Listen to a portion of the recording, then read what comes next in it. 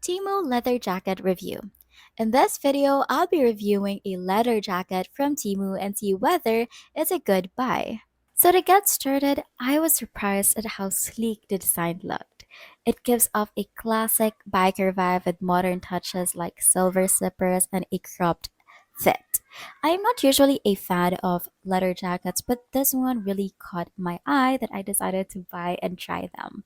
The material is fox leather, so it's not as durable or warm as real leather, but it still looks good for the price. The fit is also on point, not too tough and not too boxy as well. It's great for layering over basic, and it instantly elevates your outfit. Perfect for cooler nights or just adding some edge to your look. I suggest that you wear it with some body contrast like this, as I love to wear them with such style as well. But while it's not made for cold weather or long term wear, it delivers serious style points.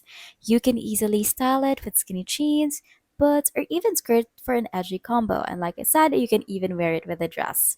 For fashion forward looks without the price tag, it's a solid pick if you're looking for a statement outerwear. And that is my review of the Temu leather jacket.